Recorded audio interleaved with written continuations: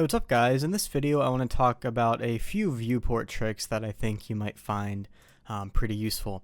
So a lot of you know this one and a lot of you don't, and this is just going to be one of many in this video.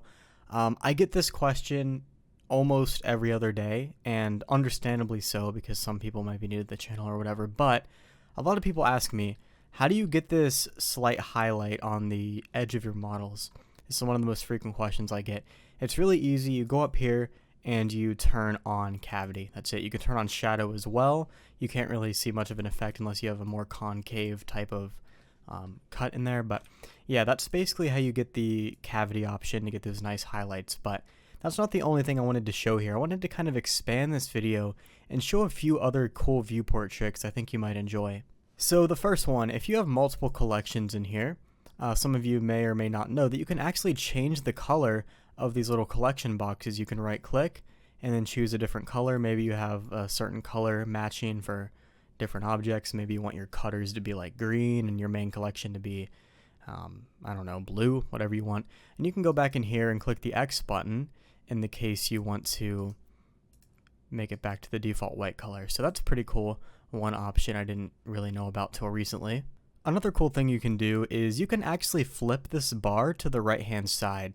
Now, I'm way too used to this orientation, but you can actually flip that bar to the right side, which some of you may actually prefer just because it kind of matches the flow of the viewport, but I'm so used to this being on the left, there's no way I'm going to change this. Another cool thing I'd recommend doing is when you go to face orientation, you know how sometimes if you have a flipped normal, it'll display it as red and the rest blue?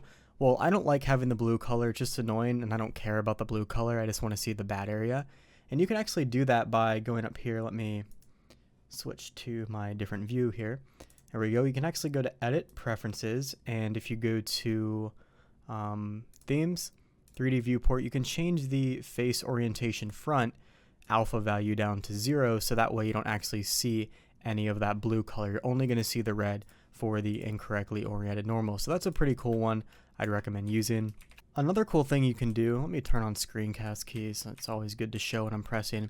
You can actually full screen Blender by pressing Control Spacebar in any view you're in. So for example, if I hovered over the collections, it's going to full screen the collections. Likewise for this panel right here. You can do it for pretty much any window. So in the case you wanted to full screen it, Control Spacebar will do that. And Control Alt Spacebar will actually give you a true full screen without any of the overlays or anything like that. Control Spacebar is probably the best because that way you still have access to these options here around the viewport. Another thing that is pretty cool, you know this viewport gizmo right here? I mean, some of you might use this, and occasionally I'll use it just to figure out which is the positive direction and which is the negative, although you can usually decipher it pretty easily. But the positive direction is the one with that bubbly effect, and the negative is the one without it. But generally, I don't care too much about this, and this is kind of large. What you can actually do is make it smaller. You can go to Preferences, and if you go to, it's in one of these panels here, let me find it. Viewport panel right here. I didn't know this for a while. You can actually change this to a simple axis, make it small. Or you can even turn it off altogether because a lot of people don't even need that axis. You can usually decipher exactly which way you're facing, and oftentimes the negative and the positive axes don't matter too much. Now I personally leave mine on, but it's probably something a lot of you might prefer to turn off or make it smaller, so I figured I'd show that one, and you can do it in here. Another cool trick I'd recommend utilizing is if you want to hop in and out of different windows here, like for example, you can go in these windows and hop into like UV editor, whatever you want.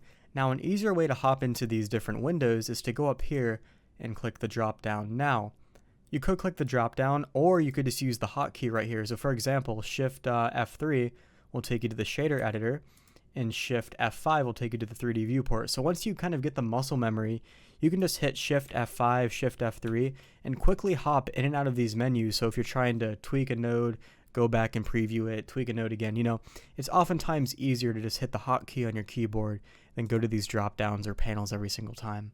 Another cool thing you can do that might be useful in some cases is obviously you can turn off the overlays, and this will basically turn everything to nothing except the model.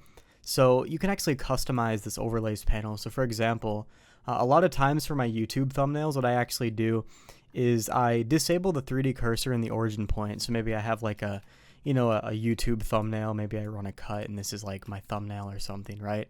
Oftentimes this 3D cursor and origin point can be distracting, or maybe just in general it is.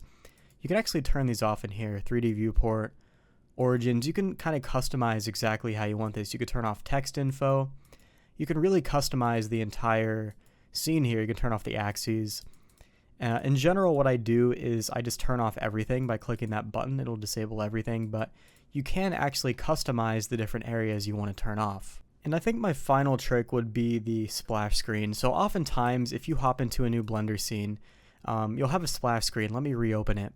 So most of the time, if I'm working on a project, I'll usually, if I go to bed, then wake up and I get back on the project, I'll usually come in here on the splash screen and just go to recent files and click on it. So maybe I want to, I don't know, open this thing right here, right? Now, sometimes I might accidentally click the wrong file. Then what I have to do is, go to File, Open, navigate to that exact file. Or sometimes I'll just do it the lazy way, restart Blender and reopen it so I can get to the splash screen again. There's no need to do that. You can actually go up here and just reopen the splash screen in the case that you accidentally click on the wrong recent file. It's a lot quicker that way and just saves you a lot of time from having to go in and out of different menus in the case you select the wrong file. So obviously there are many more viewport tricks. I just wanted to show a few of my favorites because I get a lot of questions about various commands, especially this cavity one, hoping that a lot of you newcomers will use this now because I get a lot of questions about this one. But yeah, this is one of my favorites. But besides that, I hope some of these little tips kind of either blew your mind or just made Blender a bit more interesting in some way. We actually have a lot more viewport tricks. We're doing a little project together with Blender Daily where we're going to have this massive tip collection coming out. That should be coming out in May sometime. Keep a lookout for that. There's going to be a lot more tips in that project we're working on. But I just wanted to do a short little video today to kind of showcase some of my favorite viewport tricks. So that's about it, guys. Thanks for watching, and I'll see you in the next video.